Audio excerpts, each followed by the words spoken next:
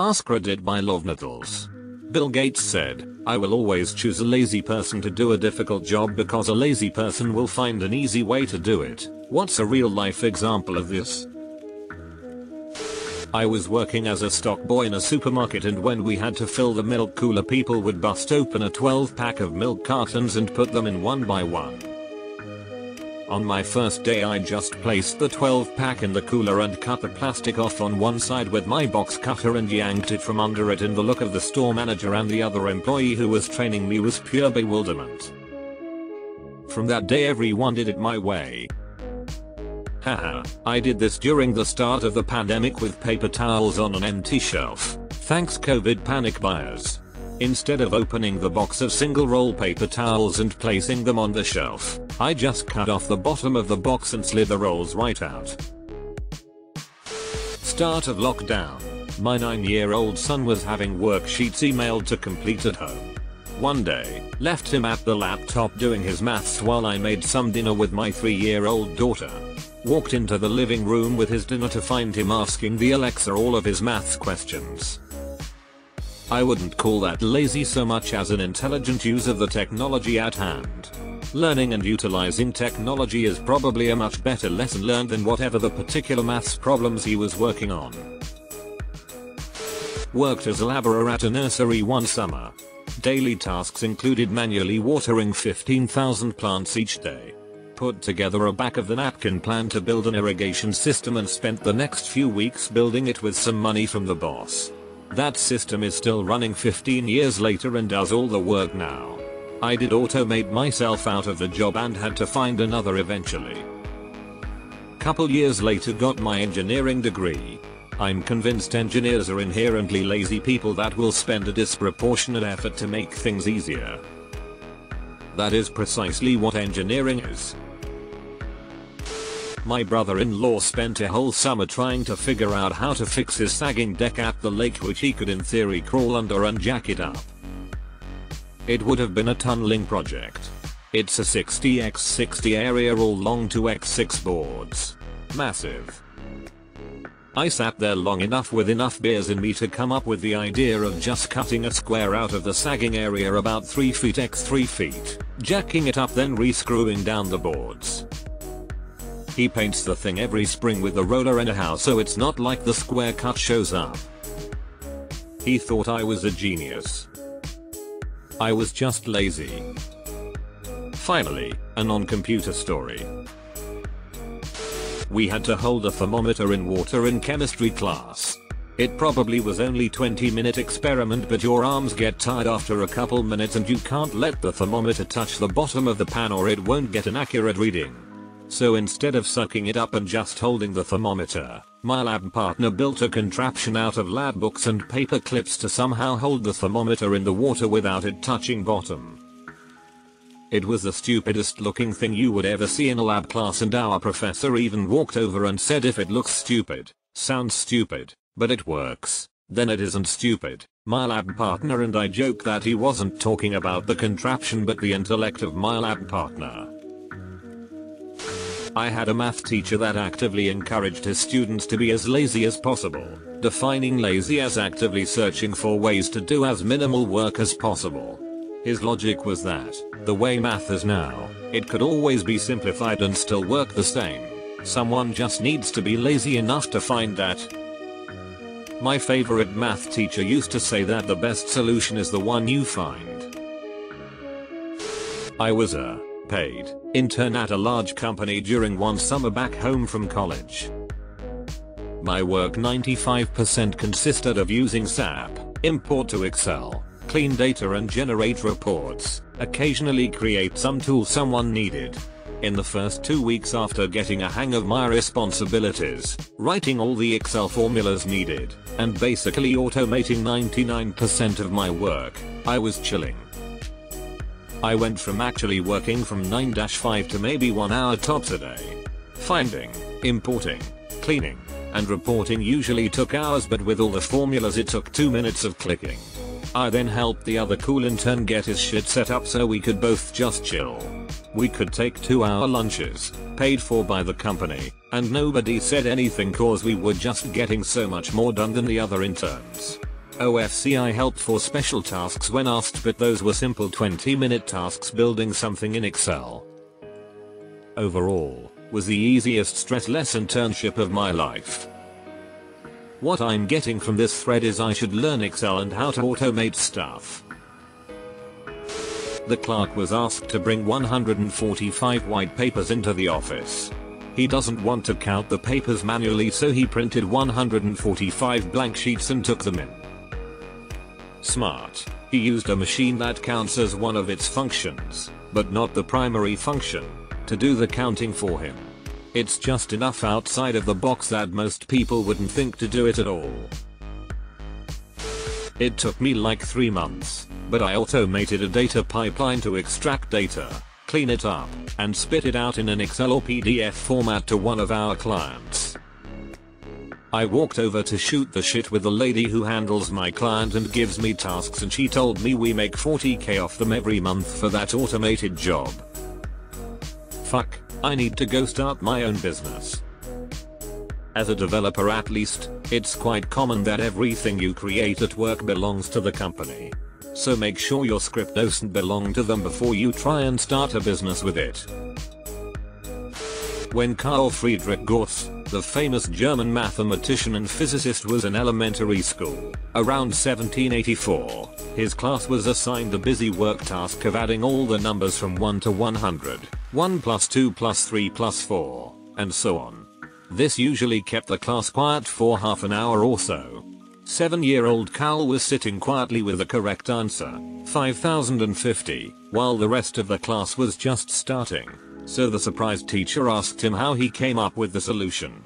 He replied that he added 1 and 100 and got 101. Then he added 2 and 99 and got 101. 3 plus 98 equals 101, and so on. He realized there was a pattern of 50 pairs of numbers with each pair adding up to 101. And 50x 101 equals 5050. I wish I had this gift to be inquisitive about number patterns. I don't trust or follow my instincts enough in maths. When I was in college, I had a job at an Italian fast food place with a reputation for its breadsticks.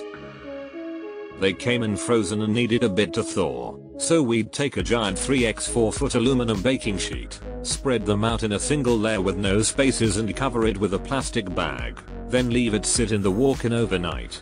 The next day you'd have to get a pair of tongs and move each stick to a new tray, turning them over, then cover the new tray with the bag and let them sit on racks for a couple of hours before brushing on the garlic butter sauce.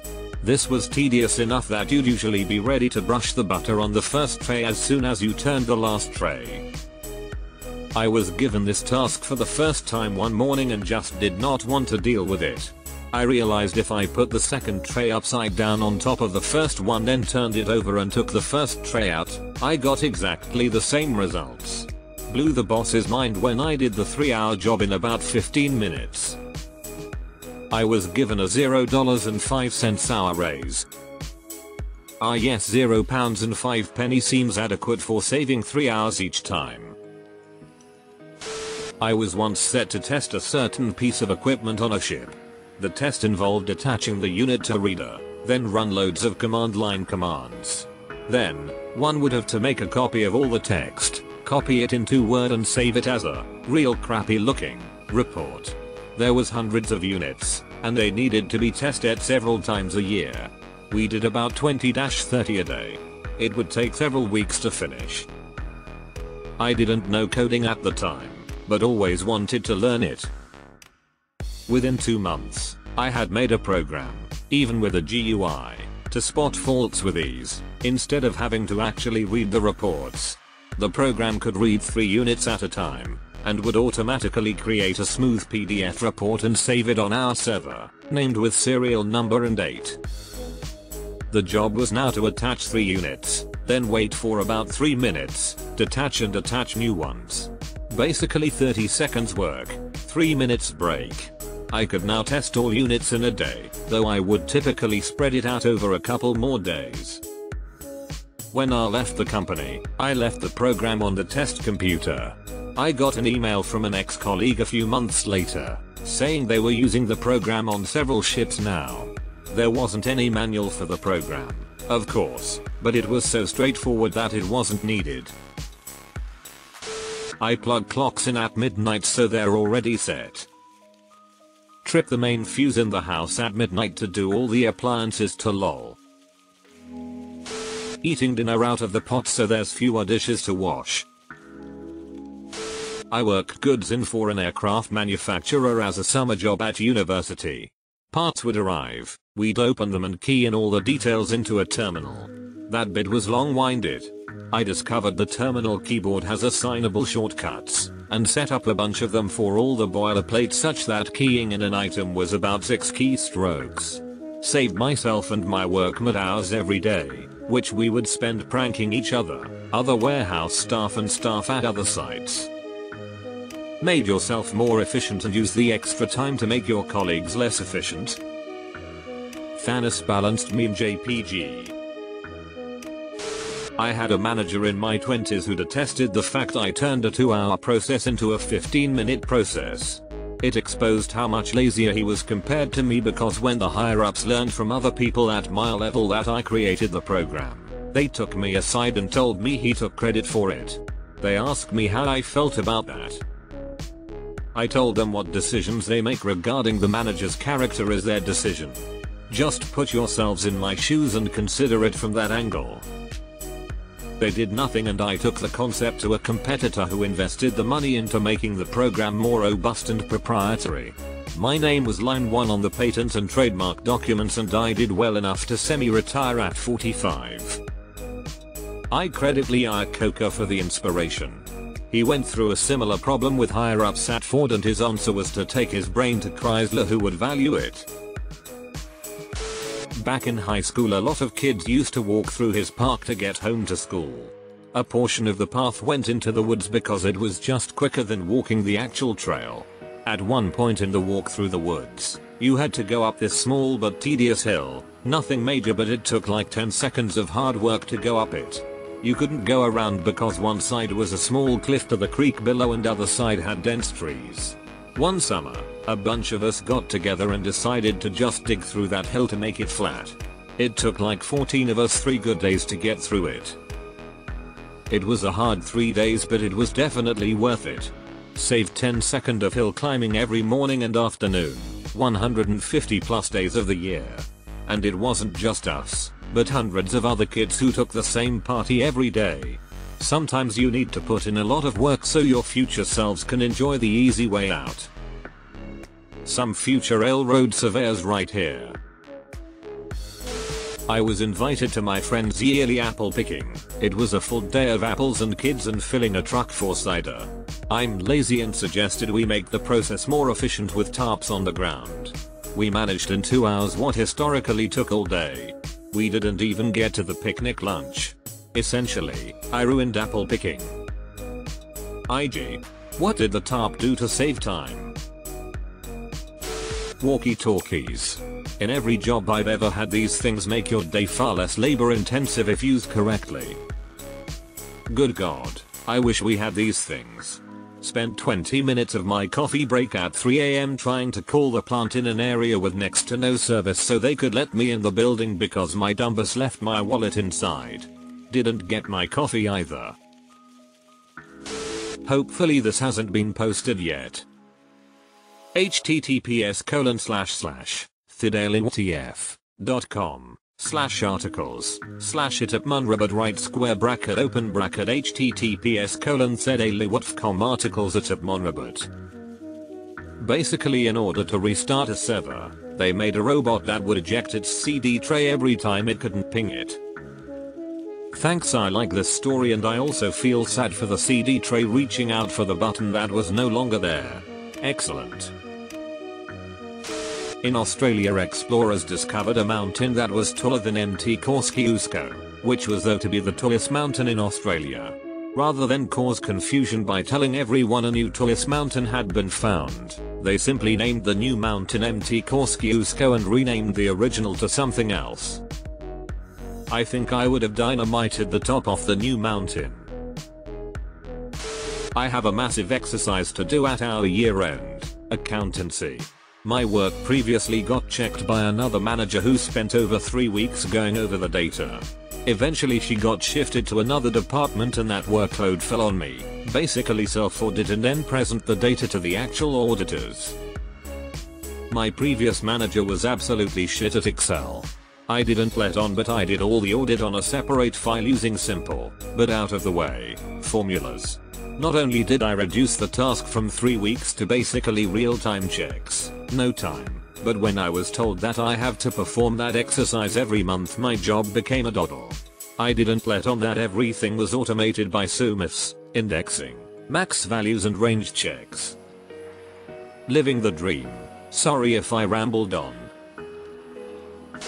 At work, I go through parts and apply 2 different kinds of tape and 2 different kinds of weave. I have finally got the rhythm down and now I do each part individually and apply everything at once. Everyone else goes through an entire order, just applying tape, then goes through it again to do the weave. I asked to use the big table in the back of the shop and just put all the tape and weave tools there and do the parts all at once. Normal rate for an 8-hour shift is 1,200, but I can manage 1,800 in a day, going at a nice steady pace. Edit. I can get 1,800 going at a steady pace. I've done it before. But I usually don't. Most days I go slow and relax, purposely only making 1300, 1350 or so parts. It's just enough over rate to get my incentive bonus. And, thanks to being a hard and fast worker, the uppers leave me alone at my big table in the back. They look the other way when I have an earbud in one ear, and they don't notice that I scroll Reddit or read a lot. Edit. I can't say what products we make. They are too recognizable and googling it would reveal where I work and live. But are you paid by the part? I knew a guy who had a low-level data reporting job. He had several daily weekly work responsibilities, including a bunch of reports that needed quite a bit of tweaking from raw data to finished product. But like I said, low level. We didn't find out until way later, but he had set up macros for each of his major responsibilities where he could